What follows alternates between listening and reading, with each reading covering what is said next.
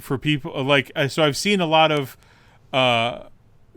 women fans, especially on Twitter, which I think is weird. Yeah, hating on Carmella and also Charlotte and also Alexa Bliss. They keep calling them Barbies for some reason. I feel like these people didn't watch the women's WWE product in the Attitude Era through 2006. Well, even further beyond that. 2009. You could go as far as 2010 probably. I would even say 2012. Yeah. So if you didn't watch the women's product from I'll go conservatively, I'll say 97 to 2012, and you're complaining about the quote-unquote Barbies on your TV screen with the women's championship in these types of matches that they're getting, you're insane and you're wrong. Mm-hmm. Because they weren't even an afterthought. It was, can we get him in a bra and panties match? Can we get him in a mud wrestling match? A paddle on a pole match. Paddle on a pole. We can. How do we get them to strip each other and make it the most lesbian, homoerotic thing that could happen to get all the guys' jimmies whistling? And it's got to be in 2 minutes or less. 2 minutes or less.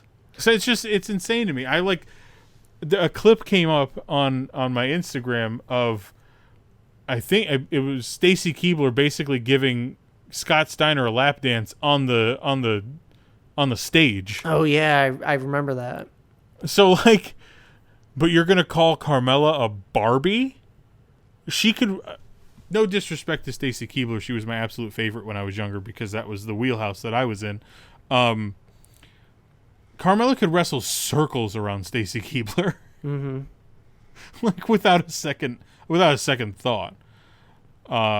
So just maybe rethink where you're directing all that stuff because you're wrong. But anyway, all right. I'll get off my soapbox here. Because the thing is, I'll get right back on it here real quick.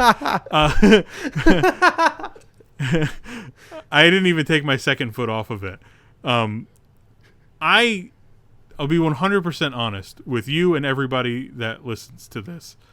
I didn't give a shit about women's wrestling until they started to make me care. And what I mean by that is the creative was put forth, they were given the opportunities, and their matches were longer than 5 minutes. I was one of the people that was tweeting, give Divas a chance when that started happening. And that's when my eyes were open to the fact that they really don't have a shot.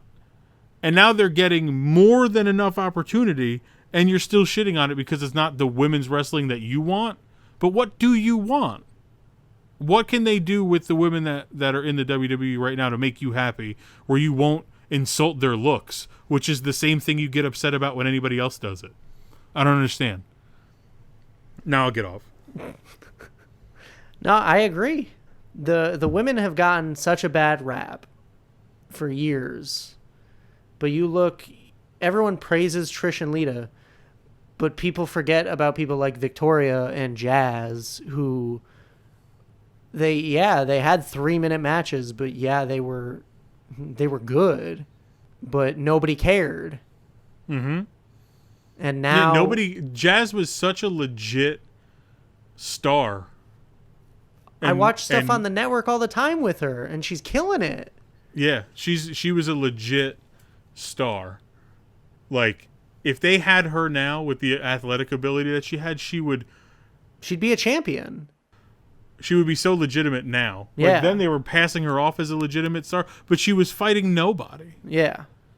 She was fighting people with absolutely no ability, and that sucks for her because she was that good, but she doesn't get the recognition she deserves. No. See, my eyes for women's wrestling was opened when I was watching TNA.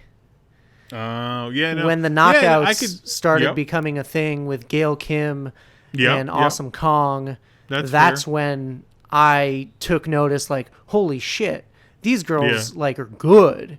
They're really Awesome good. Awesome Kong blew my mind when I watched her. Absolutely blew my mind. because I was like, oh my god, they have a Big Show style character in her, but she's scary. Yeah. Because they wrote her scary and they made her legitimately scary in their storylines. Like, I loved that. I loved yeah, that's a good pull. That's a good pull. I'm all for it. I'm all for Evolution, the pay-per-view coming up.